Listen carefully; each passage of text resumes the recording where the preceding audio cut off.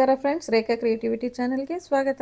ಇವತ್ತು ನೋಡಿ, ಈ ವಿಡಿಯೋ ಯಾವತ್ತಿಂದು ಗೊತ್ತಾ? ಮಂಗಳವಾರ ನಮ್ಮ ತುಮಕೂರಲ್ಲಿ ತುಂಬಾ ಮಳೆ ಜಾಸ್ತಿ ಆಗಿತ್ತು. ರೋಡಲ್ಲಿ ಈ ಥರ ಎಲ್ಲ ನೀರು ಹರಿತಾ ಇತ್ತು. ನಾನು ಸ್ವಲ್ಪ ಬೆಂಗಳೂರಿಗೆ ಅಂತ ಹೋಗಿದ್ದೆ. ಅಲ್ಲಿಂದ ಬರೋವಾಗ ನೋಡಿ 10:30 ಈ ಥರ ಆಗಿತ್ತು.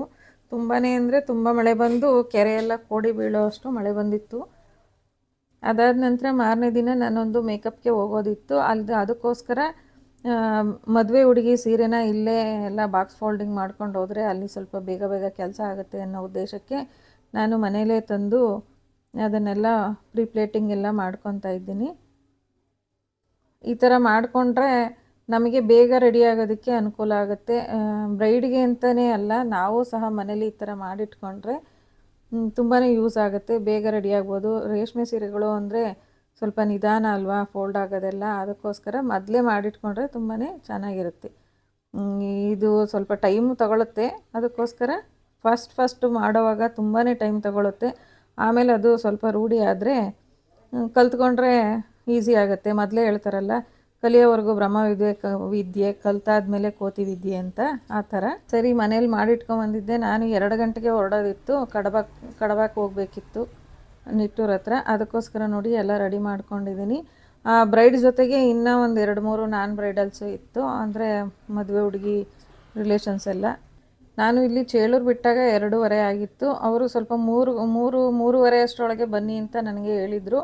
ಬೇಗ ರೆಡಿ ಮಾಡಿಬಿಟ್ರೆ, ಮಳೆಗಾಲ ಅಲ್ವಾ, ಬೇಗ ರೆಡಿ ಆದಷ್ಟು ಬೇಗ ಫಂಕ್ಷನ್ ಶುರುವಾದರೆ ಅವ್ರಿಗೆ ಅನುಕೂಲ. ಜೊತೆಗೆ ನಾವು ವಾಪಸ್ ಊರಿಗೆ ಬರೋಕ್ಕೂ ಅನುಕೂಲ ಅಂದ್ಕೊಂಡು ಹೊರಟ್ವಿ. ನಾವು 3:45 ಅಷ್ಟೊತ್ತಿಗೆಲ್ಲ ಚೌಟ್ರಿನ ತಲುಪಿದ್ವಿ. ಆದರೆ ಅಲ್ಲಿ ನೋಡಿದ್ರೆ ಇನ್ನು ಯಾರೂ ಬಂದೇ ಇರಲಿಲ್ಲ. ಛತ್ರ ಎಲ್ಲ ಖಾಲಿನೇ ಇತ್ತು ನೋಡಿ. ಯಾರೊಂದು ಜನನೂ ಇರಲಿಲ್ಲ. ಹುಡುಗಿ ಕಡೆಯವರಾಗಲಿ ಹುಡುಗನ ಕಡೆಯವರಾಗಲಿ ಯಾರು ನೆಂಟರಿಷ್ಟರು ಯಾರೂ ಇರಲಿಲ್ಲ. ಮೇಕಪ್ನವರು ಮತ್ತು ಫೋಟೋಗ್ರಾಫರು ಇಬ್ಬರೇ ಜನ ಇದ್ದಿದ್ದು. ಮೊದಲು ಫೋಟೋಗ್ರಾಫರ್ ಬಂದಿದ್ದರು, ನೆಕ್ಸ್ಟ್ ಆಮೇಲೆ ನಾನು ಹೋದೆ. ಅವರು ಎಲ್ಲ ರೆಡಿ ಮಾಡ್ಕೊತಾಯಿದ್ರು. ಅಷ್ಟರೊಳಗೆ ನಾನು ಎಲ್ಲ ಒಳಗಡೆ ಹೋದೆ. ನೋಡಿ, ತುಂಬಾ ಖಾಲಿನೇ ಇತ್ತು. ಎಲ್ಲ ಚೇರ್ಸು ಮತ್ತು ರಿಸೆಪ್ಷನ್ ಡೆಕೋರೇಷನ್ನು ಎಲ್ಲ ಮುಗಿಸೇ ಬಿಟ್ಟಿದ್ರು. ಫೋಟೋಗ್ರಾಫರು ಡೆಕೋರೇಷನ್ನವ್ರು ಅವ್ರ ಕೆಲಸ ಮುಗಿಸಿದ್ರು. ಫೋಟೋಗ್ರಾಫರ್ ಬಂದು ಅವರೆಲ್ಲ ಜೋಡಿಸ್ಕೊತಾ ಇದ್ರು. ಆರ್ಟಿಸ್ಟ್ನವ್ರು ನಾವು ಹೋಗಿ ರೆಡಿಯಾಗಿದ್ವಿ. ಆದರೆ ಅಲ್ಲಿ ಬ್ರೈಡೇ ಇರಲಿಲ್ಲ.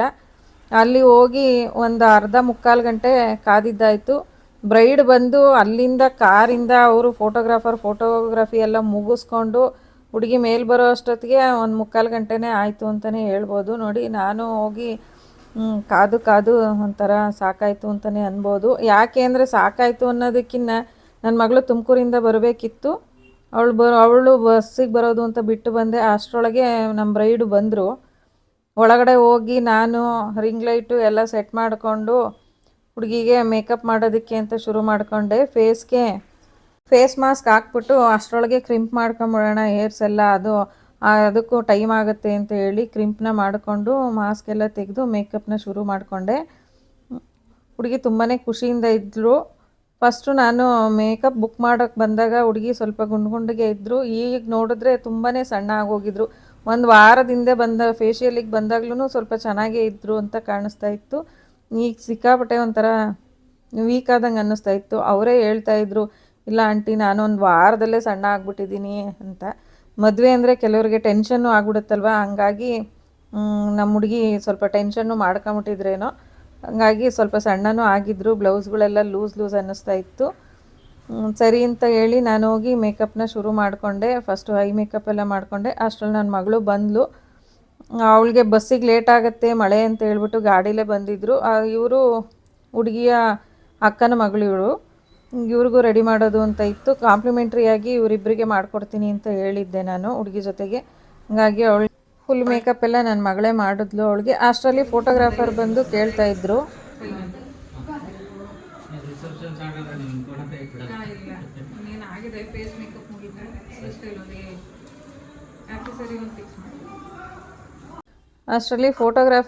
ಕೇಳಿದ್ರು, ಆಯಿತಾ ಮೇಡಮ್, ನಮಗೆ ಗಣ್ಣವ್ರು ಬಂದುಬಿಟ್ರೆ ನಮಗೇನು ಫೋಟೋ ತೆಗಿಯೋಕ್ಕೆ ಬಿಡೋದಿಲ್ಲ ಅಂತ. ಅದಕ್ಕೆ ಹೇಳ್ತಾ ಇದ್ದೀನಿ, ಎಲ್ಲ ಮುಗೀತು, ಇನ್ನೇನು ಫಿನಿಶು ಅಂತ ಹೇಳಿ.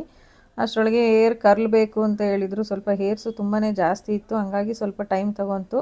ಅವ್ರಿಗೆ ಆರ್ಟಿಫಿಷಿಯಲ್ ಇಡೋವಂಥದ್ದು ಏನಿರಲಿಲ್ಲ, ಯಾಕೆಂದರೆ ತುಂಬಾ ಹೇರ್ ಇತ್ತು ಅವ್ರಿಗೆ.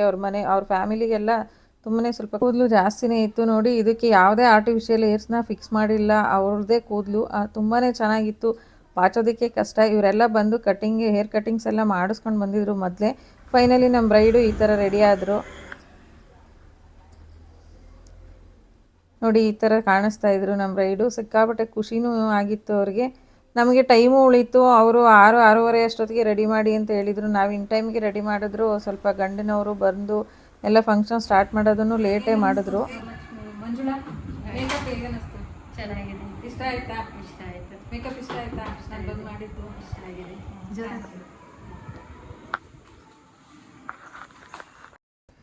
ಅವರಿಗೆ ಮೇಕಪ್ ತುಂಬಾ ಇಷ್ಟ ಆಯಿತು ಅಂತಲೇ ಹೇಳಬೇಕು. ಆಮೇಲೆ ನಾನು ನೈಟು ಹೋಗಿ ಬೆಳಗ್ಗೆ ಬಂದಾಗಲೂ ಸಹ ಹೇಳಿದ್ರು. ನಮ್ಮ ಫ್ರೆಂಡ್ಸ್ ಎಲ್ಲ ಬಂದು ರಿಸೆಪ್ಷನ್ ಹಾಲ್ಗೆ ಬಂದುಬಿಟ್ಟು ಎಲ್ಲ ಹೇಳೋದ್ರು ಅಂತ ಹೇಳಿ. ಇವರು ಅವ್ರ ಅಕ್ಕನ ಮಗಳು. ಇವಳು ಯಾವಾಗಲೂ ನಮ್ಮ ಪಾರ್ಲರ್ಗೆ ಬರೋದು ಹೇರ್ ಕಟ್ಟಿಂಗಿಗೆಲ್ಲ. ಹಂಗಾಗಿ ಇವರು ಇನ್ನೊಬ್ಬ ಅಕ್ಕ, ಅವರು ಹೇರ್ ಸ್ಟೈಲಲ್ಲಿ ಹಾಕಿಸ್ಕೊಂಡ್ರು ನೋಡಿ. ಇವ್ರದ್ದು ಎಲ್ಲ ಒರಿಜಿನಲ್ ಕೂದಲೇ ಅದು. ಅವ್ರ ಅಕ್ಕ ತಂಗಿಯವ್ರಿಗೆಲ್ಲ ತುಂಬಾ ಕೂದಲು ಚೆನ್ನಾಗೇ ಇತ್ತು. ಹೇಗನ್ನಿಸ್ತು ಮೇಕಪ್ ಎಲ್ಲ? ನಿನಗೆ ಹೇಗನ್ನಿಸ್ತು? ನೋಡಲ್ಲ ತೋರಿಸ್ತಾವೆ ಹುಡುಗಿಯವ್ರ ಅಕ್ಕಂದಿರು. ಇವರಿಬ್ಬರು ಸಿಂಪಲ್ಲಾಗಿ ಮೇಕಪ್ ಬೇಕು ಅಂತ ಮಾಡಿಸ್ಕೊಂಡಿದ್ರು. ಹಂಗಾಗಿ ಅವ್ರಿಗೂ ಸಿಕ್ಕಾಪಟ್ಟೆ ಖುಷಿಯಾಗಿತ್ತು. ಹುಡುಗಿಗೂ ತುಂಬಾ ಖುಷಿ ಇತ್ತು. ನಾವು ಊಟ ಮುಗಿಸ್ಕೊಂಡು ನೈಟು ವಾಪಸ್ ಬಂದಿದ್ವಿ. ಮತ್ತು ಮಾರನೇ ದಿನ ಬೆಳಗ್ಗೆ ಬೇಗನೆ ಬರಬೇಕಿತ್ತು. 9 ಗಂಟೆಗೆ ದಾರಿ ಇರೋದ್ರಿಂದ ನಮಗೆ 1 ಅವರು ನಮ್ಮ ಮನೆಯಿಂದ ಅಲ್ಲಿಗೆ ಹೋಗೋಕ್ಕೆ ಟೈಮ್ ಬೇಕಾಗಿತ್ತು. ಅದಕ್ಕೋಸ್ಕರ ನಾವು ಸ್ವಲ್ಪ ಬೇಗನೆ ಮನೆಯನ್ನು ಬಿಟ್ವಿ. 5:45 ಮನೆ ಬಿಟ್ಟಿದ್ವಿ.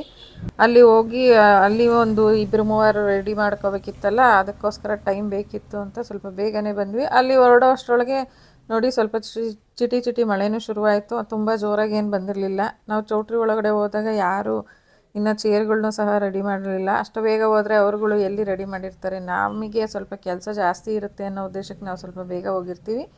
ಹಂಗೆ ಬೇಗ ಹೋಗ್ತಿದ್ದ ತಕ್ಷಣ ನನ್ನ ಮಗಳ ಕ್ರಿಂಪೆಲ್ಲ ಮಾಡಿಕೊಂಡ್ಲು. ಅವ್ರದ್ದೇ ಹೆಲ್ಪ್ ತೊಗೊಂಡು ಕ್ರಿಂಪೆಲ್ಲ ಮುಗಿದ್ಮೇಲೆ ಫೇಸ್ ಮೇಕಪ್ ಎಲ್ಲ ಮಾಡ್ಕೊಂಡ್ವಿ. ಸ್ವಲ್ಪ ಬೇಗ ಆಗಬೇಕಲ್ಲ ಮುಹೂರ್ತಕ್ಕೆ. ಇದೇ ಟೈಮಲ್ಲೇ ಆಗಲೇಬೇಕು ಅನ್ನೋದಿರುತ್ತಲ್ವ, ಅದಕ್ಕೋಸ್ಕರ. ಬೆಳಗ್ಗೆನೂ ಅಷ್ಟೇ ತುಂಬ ಚೆನ್ನಾಗೇ ಬಂತು ಮೇಕಪ್ ಅಂತಲೇ ಹೇಳ್ಬೋದು. ಹುಡುಗಿ ಅಂತೂ ತುಂಬಾ ಇಷ್ಟ ಆಯಿತು. ಅದರಲ್ಲಿ ಬೆಳಗ್ಗೆ ನನಗೊಂದು ಸ್ವಲ್ಪ ತೊಂದರೆನೂ ಆಯಿತು. ಏನಪ್ಪ ಅಂತಂದರೆ ಹುಡುಗಿ ರಾತ್ರಿ ಎಲ್ಲ ನಿದ್ದೆ ಮಾಡಿರಲಿಲ್ಲ. ಶಾಸ್ತ್ರ ಎಲ್ಲ ಮಾಡಿದರು. ಅದಕ್ಕೋಸ್ಕರ ಹೈ ಮೇಕಪ್ ಮಾಡಿ ಕಾಜಲ್ ಹಚ್ತಿದ ತಕ್ಷಣ ಹುಡುಗಿಗೆ ಕಣ್ಣಲ್ಲಿ ತುಂಬಾ ನೀರು ತುಂಬ್ಕೊಳ್ಳೋಕೆ ಸ್ಟಾರ್ಟ್ ಆಗಿಬಿಡ್ತು. ಕಣ್ಣು ರಾತ್ರಿ ಎಲ್ಲ ನಿದ್ದೆ ಇಲ್ಲದೆ ಇರೋದಕ್ಕೂ ಅದಕ್ಕೂ ಕಣ್ಣೀರು ಬಂದು ಸ್ವಲ್ಪ ಮೇಕಪ್ ಎಲ್ಲ ಹಾಳಾಗಿ ಪ್ಯಾಚಿನೂ ಆಗೋಯಿತು. ಮತ್ತೆ ಅದನ್ನೆಲ್ಲ ಕರೆಕ್ಟ್ ಮಾಡ್ಕೊಂಡ್ಮೇಲೆ ಮತ್ತೆ ಕಣ್ಣಿಗೇನು ಹಚ್ಚಿಸ್ಕೊಂಡ್ಲೇ ಇಲ್ಲ. ಬೇಡ, ಕಣ್ಣು ಉರಿಯುತ್ತೆ ನನಗೆ, ಕಣ್ಣು ಚುಚ್ತಾ ಇದೆ ಅಂತ ಹೇಳಿ ಕಣ್ಣಿಗೇನು ಮೇಕಪ್ಪೇ ಮಾಡಿಸ್ಕೊಳ್ಲಿಲ್ಲ. ಹಂಗಾದರೂ ಚೆನ್ನಾಗೇ ಕಾಣಿಸ್ತಾ ಇತ್ತು ಮೇಕಪ್ಪು.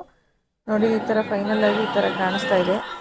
ನಮ್ಮ ಮದುವೆ ಹುಡುಗಿ ಫುಲ್ಲು ರೆಡಿಯಾಗಿ ಈ ಥರ ರೆಡಿಯಾಗಿಬಿಟ್ಟು ಮುಹೂರ್ತಕ್ಕೆ ಅಂತ ಅವ್ರು ಹೊರಗಡೆ ಹೋದರು. ನಾವೆಲ್ಲ ಪ್ಯಾಕ್ ಮಾಡಿಕೊಂಡು ಅಲ್ಲೇ ಟಿಫನ್ ಮಾಡಿಕೊಂಡು ಮತ್ತೆ ಎಲ್ಲ ವಾಪಸ್ ಬಂದಿದ್ದಾಯಿತು.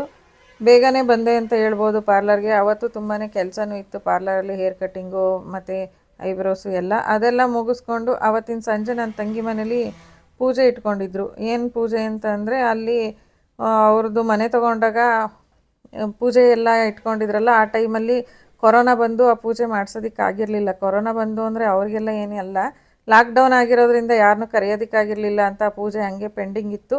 ಆ ಪೂಜೆ ಪೆಂಡಿಂಗ್ ಇರೋದನ್ನು ಇವತ್ತು ಮಾಡಿಸೋದು ಅಂತ ಅವ್ರ ಮನೇಲಿ ಪೂಜೆ ಇಟ್ಕೊಂಡಿದ್ರು. ನಾನು ಮನೆಗೆ ಹೋಗಿ ಮತ್ತೆ ಪೂಜೆಗೆ ಅಂತ ಹೇಳಿ ಬಂದೆ. ಅಷ್ಟರಲ್ಲಿ ನಾವು ಮೈಸೂರಿಗೆ ಹೋದಾಗ ತೋರಿಸಿದ್ನಲ್ಲ ನನ್ನ ತಮ್ಮನ ಮಗು, ಆ ಮಗು ಮೊದಲ ಬಾರಿಗೆ ತುಮಕೂರಿಗೆ ಬಂದಿದ್ದು ಈ ಟೈಮಲ್ಲಿ.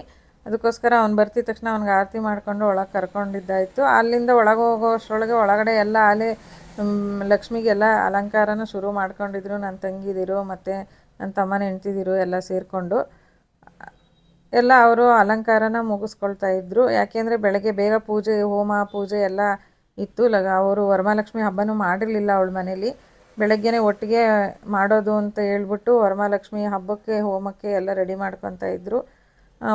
ಅಡುಗೆ ಒಬ್ಬಟ್ಟು ಮಾಡೋದಕ್ಕೆ ಅಂತ ಬೇಳೆ ಎಲ್ಲ ಬೇಯಿಸಿಟ್ಕೊಂಡು ರುಬ್ಬಿಟ್ಟಿದ್ರು. ಅದಕ್ಕೋಸ್ಕರ ಈ ಒಬ್ಬಟ್ಟು ತೊಟ್ಕೊಳ್ಳೋದಕ್ಕೋಸ್ಕರ ನಾನು ನನ್ನ ತಂಗಿ ಇಬ್ಬರು ಉಂಡೆಗಳನ್ನ ಮಾಡ್ಕೊಂಡ್ವಿ.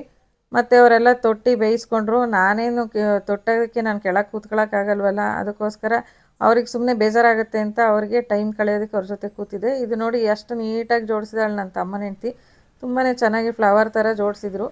ಅವ್ರಿಗೆ ಮಾತಾಡ್ಕೊಂಡು ಕೂತ್ಕೊಂಡು ಅವ್ರಿಗೆ ಬೇಜಾರಾಗಿರೋದೇ ಕೂತಿದ್ದಾಯಿತು. ಅದೆಲ್ಲ ಮುಗಿಸೋ ಅಷ್ಟೊತ್ತಿಗೆ ರಾತ್ರಿ 2 ಗಂಟೆ ಆಯಿತು. ಮತ್ತು ಇದು ಬೆಳಗ್ಗೆ ಪೂಜೆ ಶುರು ಮಾಡಿದ್ರು ಹೋಮಕ್ಕೆಲ್ಲ. ಪ್ರಿಯಂತಂ ಬ್ರಹ್ಮ ವಿಷ್ಣು ಮಹೇಶ್ವರಯೋಃ.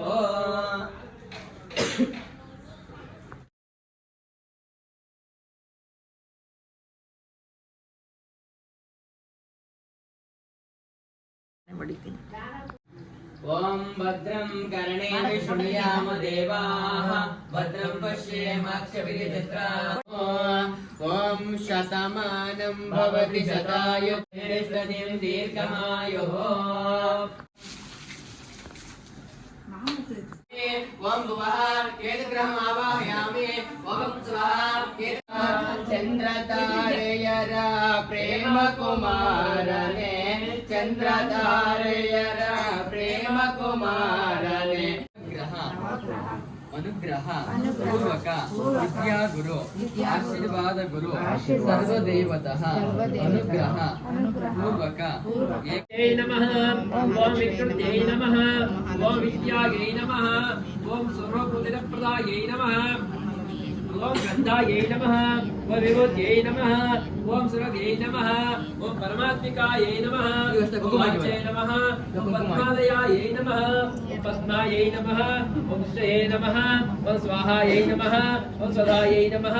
ಓಂ ಸುಧಾಯೈ ನಮಃ. ಓಂ ಧನ್ಯಾಯೈ ನಮಃ. ಓಂ ಹಿರಣ್ಮಯೈ ನಮಃ. ಓಂ ಲಕ್ಷ್ಮೀ ನಮಃ. ಓಂ ನಿತ್ಯಪುಷ್ಟಾಯೈ ನಮಃ. ಮೊಗದೋಳೆ ಕಮಲದ ಕಣ್ಣೋಳೆ ಕಮಲವ ಕೈಯಲ್ಲಿ ಹಿಡಿದೋಳೆ, ಕಮಲವ ಕೈಯಲ್ಲಿ ಹಿಡಿದೋಳೆ. ಕಮಲದ ಮೊಗದೋಳೆ ಕಮಲದ ಕಣ್ಣೋಳೆ ಕಮಲವ ಕೈಯಲ್ಲಿ ಹಿಡಿದೋಳೆ, ಕಮಲವ ಕೈಯಲ್ಲಿ ಹಿಡಿದೋ. ನಮ್ಮ ಮನೆಯೆಲ್ಲವ ತುಂಬುವಂತೆ ಬಂಗಾರ ಕಾಲ್ಗೆಜ್ಜೆನಾದ, ನಮ್ಮ ಮನೆಯೆಲ್ಲವ ತುಂಬುವಂತೆ. ಕುಣಿಯುತ್ತ ನಲಿಯುತ್ತ ಮನೆಗೆ ಬಾ, ನಮ್ಮ ಮನೆಗೆ ಬಾ. ಕಮಲದ ಮಗದೋಳೆ ಕಮಲದ ಕಣ್ಣೋಳೆ ಕಮಲವ ಕೈಯಲ್ಲಿ ಹಿಡಿದೋಳೆ, ಕಮಲವ ಕೈಯಲ್ಲಿ ಹಿಡಿದೋಳೆ. ಶ್ರೀದೇವಿ ಬಾಮ ಧನಲಕ್ಷ್ಮಿ ಬಾಮ ಮನೆಯೆಲ್ಲ ಬೆಳಕಾಗಿ ಮಾಡು, ದಯ ತೋರಿ ಬಂದು ಮನದಲ್ಲಿ ನಿಂದು ಸಂತೋಷ ಸೌಭಾಗ್ಯ ನೀಡು. ಸ್ಥಿರವಾಗಿ ಬಂದಿಲ್ಲಿ ನೆಲೆಸು, ತಾಯಿ ವರ ಮಹಾಲಕ್ಷ್ಮಿಯೇ ಹರಸು. ಸ್ಥಿರವಾಗಿ ಬಂದಿಲ್ಲಿ ನೆಲೆಸು, ತಾಯಿ ವರ ಮಹಾಲಕ್ಷ್ಮಿಯೇ ಹರಸು. ಕರವನ್ನು ಮುಗಿಯುವೆ ಆರತಿ ಈಗ ಬೆಳಗುವೆ, ಕಮಲದ ಮಗದೋಳೆ ಕಮಲದ ಕಣ್ಣೋಳೆ ಕಮಲವ ಕೈಯಲ್ಲಿ ಹಿಡಿದೋಳೆ, ಕಮಲವ ಕೈಯಲ್ಲಿ ಹಿಡಿದೋಳೆ. ಮಂಗಳಾರತಿ ಎಲ್ಲ ಮುಗಿದ್ಮೇಲೆ ಮನೇಲಿರೋರೆಲ್ಲ ಲಕ್ಷ್ಮೀ ದೇವರಿಗೆ ಪೂಜೆ ಮಾಡಿದ್ದಾಯಿತು. ನೋಡಿ ಮನೇಲಿರೋರು ಅದರ ಜೊತೆಗೆ ನನ್ನ ಮಗನೂ ಎಲ್ಲ ರೇಗಿಸ್ಕೊಂಡು ಅವರೆಲ್ಲ ಪೂಜೆ ಮಾಡ್ತಾ ಇದ್ದಾರೆ. ಹಿಂಗೇನಾದರೂ ಮನೆಯಲ್ಲಿ ಒಂದು ಫಂಕ್ಷನ್, ಚಿಕ್ಕ ಫಂಕ್ಷನ್ ಆದರೂ ಆಯಿತು, ಸಂಬಂಧಿಕರೆಲ್ಲ ಸೇರಿಕೊಂಡು ಹಬ್ಬ ಮಾಡೋದೇ ಒಂಥರ ಖುಷಿ ಇರುತ್ತೆ. ಒಬ್ಬೊಬ್ಬರೇ ಹಬ್ಬ ಮಾಡಿದ್ರೆ ಮನೆಯೆಲ್ಲ ಬಿಕೋ ಅನ್ನಿಸ್ತಾ ಇರುತ್ತೆ. ಈ ಥರ ಎಲ್ಲ ಮಾಡಿದಾಗ ತುಂಬ ಖುಷಿ ಆಗುತ್ತೆ. ಈಗಂತೂ ಬ್ಯುಸಿ ಲೈಫು, ಎಲ್ಲರಿಗೂ ಬ್ಯುಸಿ ಇರುತ್ತೆ.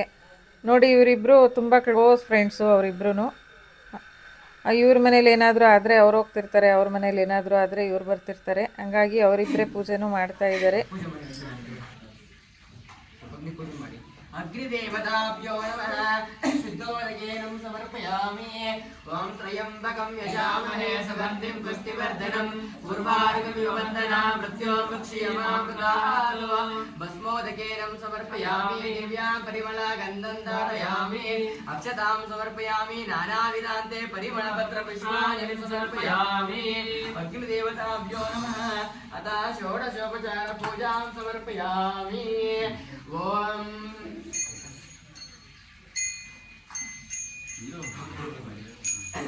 ओम नैवेद्यं षड्रशोपेतं नानाभक्ष्या समन्वितं दधिक्षीरकतोपेतं नैवेद्यं प्रतिगृह्यता। नैवेद्यानन्तरे आचमनीयं समर्पयामि। शिरसा प्रदक्षिणा नमस्कारं च करोमि। बोले नहीं बिट पड़ेंगे अग्नि अग्नि तो स्थापना वाली थोड़ी हां मैं क्या मैं अग्निदेवताभ्यो नमः।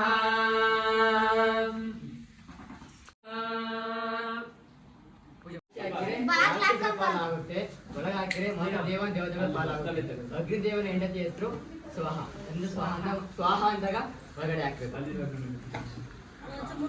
गणपतिगुं भवामहे कविं कवीनवमर्षवस्तमं ज्येष्ठराजं ब्रह्मणस्पतः आनश्रीमन्नोतिभिस्सिरसादनं स्वाहा ॐ गं गणपतये नमः ॐ गं गणानान्त्वा गणपतिगुं भवामहे कविं कवीनवमर्षवस्तमं ज्येष्ठराजं ब्रह्मणस्पतः आनश्रीमन्नोतिभिस्सिरसादनं स्वाहा ॐ गं गणपतये नमः फलदेवताभ्यो नमः अतः षोडशोपचार पूजां समर्पयामि सुप्रकाश महादेव सर्वां तस्मै नमः सभाभ्यन्तरं ज्योतिर्दीपो अयं प्रतिगृह्यताम्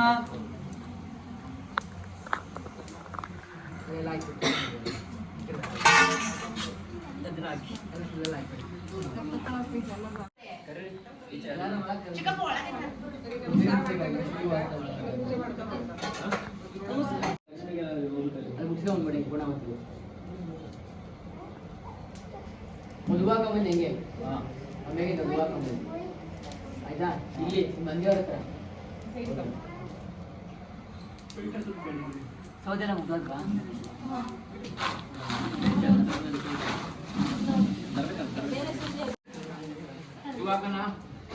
ಹಾಕೊಡ್ತೀವಿ ಬೇಕು ನಾವೇ ಹಾಕ್ತೇವೆ ಲಾಸ್ಟ್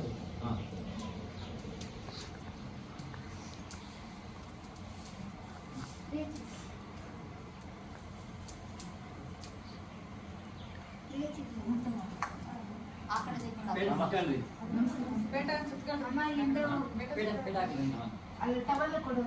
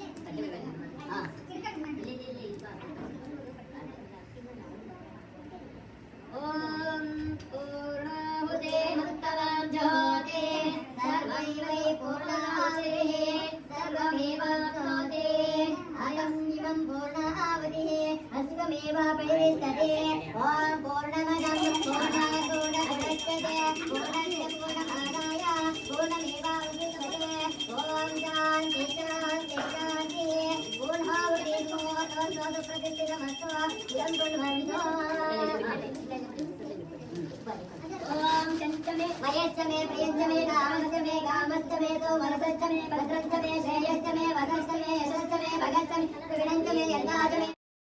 ಹೋಮ ಎಲ್ಲ ಮುಗಿದು ಪೂರ್ಣಾವತಿ ಎಲ್ಲ ಮುಗಿದ್ಮೇಲೆ ಎಲ್ಲ ಬಂದಿರೋ ಅಂಥವರೆಲ್ಲ ಹೋಮ ಕುಂಡಕ್ಕೆ ಪ್ರದಕ್ಷಿಣೆ ಹಾಕಿದ್ದಾಯಿತು, ಎಲ್ಲರೂ ಆಶೀರ್ವಾದ ಪಡೆದಿದ್ದಾಯಿತು. ಇದಾದ ನಂತರ ಈ ಪೂಜೆ ಮಾಡಿಸಿರೋ ಅಂಥವ್ರಿಗೆ ಒಳ್ಳೆಯದಾಗಲಿ ಅಂತ ಆಶೀರ್ವಾದ ಮಾಡೋ ಅಂಥ ಕಾರ್ಯಕ್ರಮ ಇನ್ನು ನೆಕ್ಸ್ಟ್ ಇರೋದು. ಪೂಜೆ ಎಲ್ಲ ಆದಮೇಲೆ ಅವ್ರುಗಳನ್ನ ನನ್ನ ತಂಗಿ ಮತ್ತು ತಂಗಿಯವ್ರ ಯಜಮಾನರು ಅವ್ರ ಮಕ್ಕಳನ್ನೆಲ್ಲ ಕೂರಿಸ್ಬಿಟ್ಟು ಅವ್ರಿಗೆಲ್ಲ ಮುತ್ತೈದೆಯರು ಅರ್ಶಿನ ಕುಂಕುಮ ಹಚ್ಚಿ ಅವರಿಗೆಲ್ಲ ಆಶೀರ್ವಾದ ಮಾಡಿದ್ದಾಯಿತು. ಈ ಪೂಜೆ ಆಗೋ ಅಷ್ಟರೊಳಗೆ ಅವಳು ಚಿಕ್ಕ ಮಗಳಿಗೆ ಆಗಲೇ ಸ್ವಲ್ಪ ಹುಷಾರಿಲ್ದಂಗಾಗಿ ಅವಳು ಮಲಗೇ ಬಿಟ್ಲು. ಅವಳಿಗೆ ಮಧ್ಯೆ ಮಧ್ಯೆ ಹುಷಾರಿಲ್ದಂಗೆ ಆಗ್ತಿತ್ತು. ಅದ್ರ ಜೊತೆಗೆ ಇಲ್ಲೆಲ್ಲ ಕೂತು ಅವಳು ಎಲ್ಲ ಚೆನ್ನಾಗಿ ಓಡಾಡಿರೋದ್ರಿಂದ ಅವಳಿಗೆ ಸ್ವಲ್ಪ ಸುಸ್ತಾದವಳ ಥರ ಎಲ್ಲ ಹೋಗಿ ಮಲಗಿಬಿಟ್ಲು.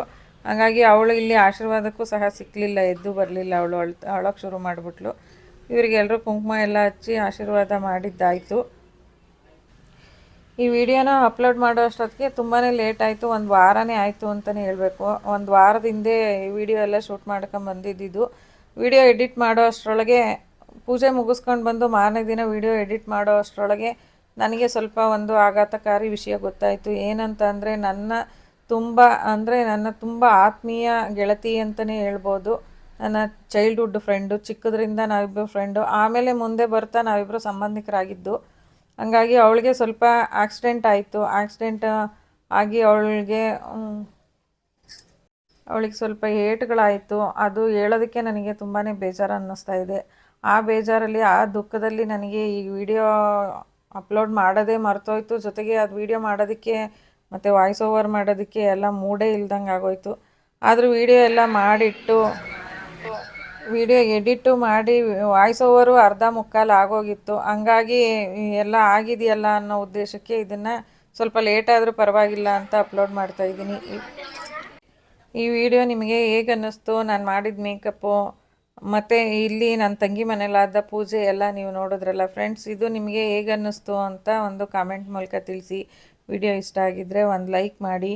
ಯಾರೆಲ್ಲ ನನ್ನ ಚಾನಲ್ನ ಸಬ್ಸ್ಕ್ರೈಬ್ ಇಲ್ಲದೆ ನೋಡ್ತಿದ್ದೀರೋ ಪ್ಲೀಸ್ ಸಬ್ಸ್ಕ್ರೈಬ್ ಮಾಡಿಬಿಟ್ಟು ನೋಡಿ.